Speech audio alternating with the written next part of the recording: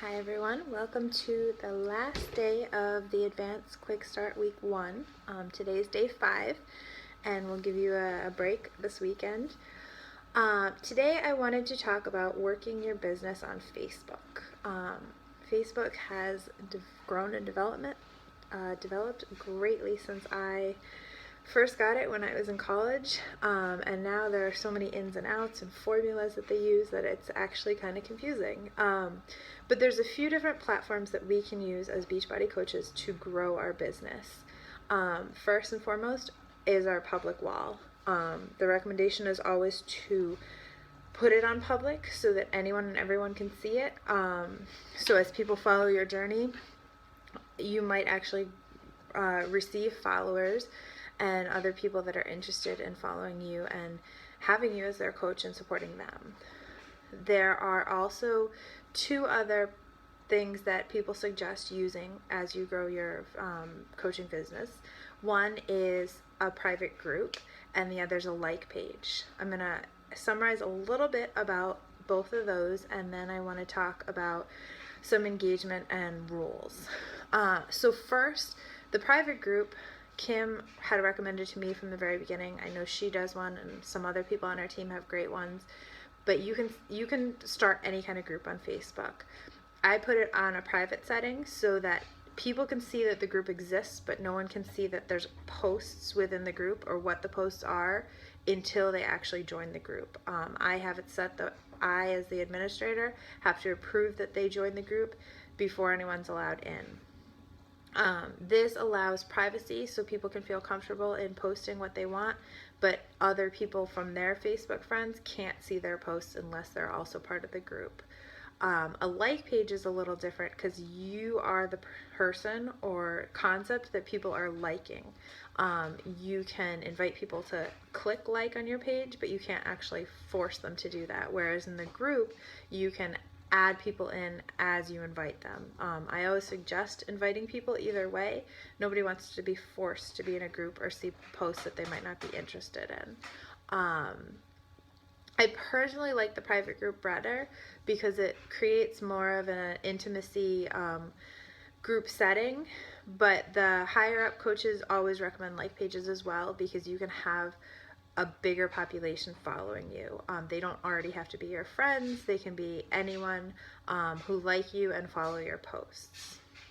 Now that we've kind of distinguished the different options, there's also rules. Facebook doesn't necessarily support network marketing, and they don't like when you just go out and add all these random people as friends that you don't know. So generally the recommendation is, as you're meeting new people and expanding your social network circle, is that you only add 3 to 5 people a day as new friends. It's best to add people as friends who have mutual interests or mutual friends, or there's some kind of reason that you're connecting with these people. You don't have to know them in person because you want to expand your circle. But you do need to have some kind of connection to them and keep it at a minimum of 3 to 5 people per day. Facebook does have Facebook jail, which I unfortunately have gone to briefly once, just for adding too many people at once and not cleaning out my old requests. If you have questions about this, we can explain that at a different time.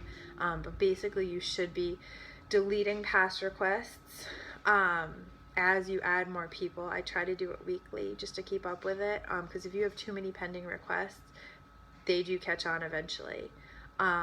One other thing I briefly want to mention is engaging people. There are formulas on Facebook that figure out who sees which posts. So if you put something really boring, really generic, not many people actually see that post. But if you put something personal or interesting or funny that a lot of people start liking, more and more people see those posts. The other part of engagement is that if you are constantly communicating with somebody, those are the people that are going to see your posts. So Kim and I talk back and forth all the time, and half of my wall when I open up Facebook are Kim's posts because we do use Facebook to communicate a lot. But the more people you communicate with on Facebook, whether it's liking their walls, commenting on their pictures, or most importantly, private messaging them, they will see your posts that way. They'll see your posts in your like page, they'll see your posts in your group, they'll see your public posts. There's also a lot of things you can do for engagement on any of those platforms, your wall, your group, or your like page, is ask open-ended questions, ask for people's opinions, and really try to relate to the population that you're aiming for.